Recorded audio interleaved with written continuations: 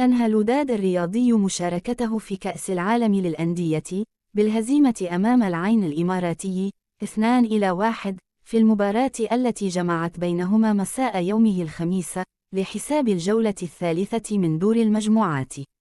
وتقدمت الكتيبة الحمراء مبكراً بهدف لاعبه كاسيوس مايلولا في حدود الدقيقة الرابعة من أحداث المواجهة التي احتضنها ملعب وادي فيلد.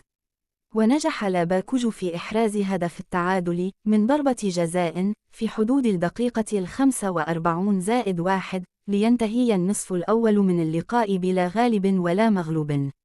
وبعد الاستراحة تمكن العين الإماراتي من تسجيل هدف الفوز في الدقيقة 5 حمل توقيع اللاعب أليخاندرو روميرو كاكو.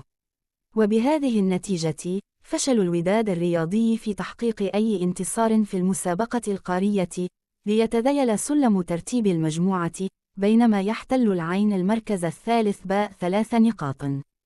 عبرت جماهير نادي الوداد الرياضي عن غضبها الشديد من الأداء التحكيمي للحكم الكندي درو فيشر الذي قاد مباراة الفريق أمام نادي العين الإماراتي برسم الجولة الثالثة من دور المجموعات في كأس العالم للأندية.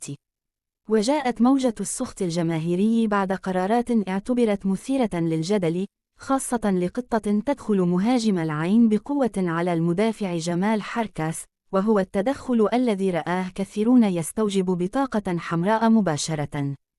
وبعد العودة إلى تقنية الفيديو VAR كان الجميع ينتظر إعلان الحكم عن طرد اللاعب واحتساب خطأ لصالح الوداد، إلا أن المفاجأة كانت باحتساب الهدف لصالح العين دون اعتبار وجود أي مخالفة. ولم تقتصر الانتقادات على هذه اللقطة فقط، بل امتدت أيضا إلى ركلة الجزاء التي جاء منها الهدف الأول لصالح العين، والتي اعتبرتها جماهير الوداد قراراً ظالماً ومبنياً على تقدير خاطئ من الحكم.